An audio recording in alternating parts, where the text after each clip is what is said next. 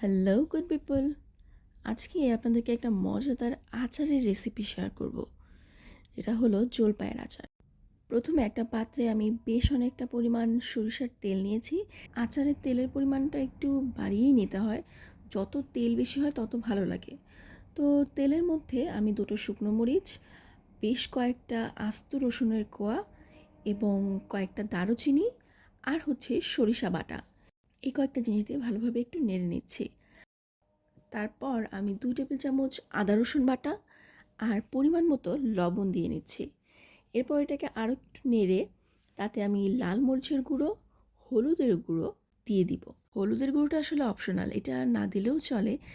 আচারের কালারটা একটু সুন্দর করার জন্যই আমি হলুদের গুঁড়োটা ইউজ করেছি। এটা চাইলে আপনারা স্কিপও করতে পারেন। আর লাল মরিচের গুঁড়ো এটাও আপনারা স্কিপ করতে পারেন যদি আপনারা খুব একটা ঝাল পছন্দ না করে থাকেন।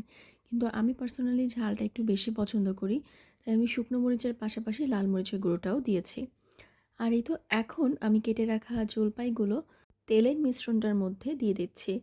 জলপাইগুলোকে আমি ভালোভাবে কেটে আগেই 20% সিদ্ধ করে নিয়েছি। মোটামুটি একটু শক্ত ছিল, তাই আমি একটুখানি সিদ্ধ আগেই করে নিয়েছি, যেন চুলায় খুব বেশিক্ষণ জাল না দিতে হয়।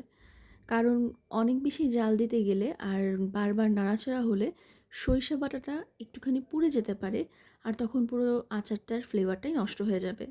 তাই আর এই পর্যায়ে আমি এখন একটুখানি ভিনেগার অ্যাড করে দিচ্ছি।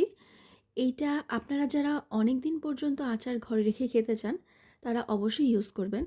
না হলে দেখবেন আচার কিছুদিন পরেই ওপরে একটু সাদা সাদা প্রলেপ পড়ে যায় আচারের। আর এখন হচ্ছে আমি একটা ভাজা গুঁড়ো মশলা অ্যাড করছি। এটা আচারের একটা স্পেশাল মশলা, যেটা আসলে আচারের ফ্লেভারটাকে অনেক বেশি এনহ্যান্স করে দেয়।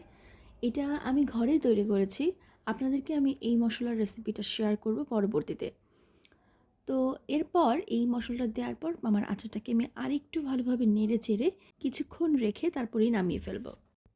তো এই তো আমার আচারটা প্রায় হয়েই গেছে। আচার সাধারণত মানুষ খিচুড়ি কিংবা ভর্তা ভাতের সঙ্গে খেয়ে থাকে, কিন্তু আমার পার্সোনালি ভাতের সঙ্গে যে কোনো কিছু হলেই আচারটা খুব ভালোভাবেই চলে যায়।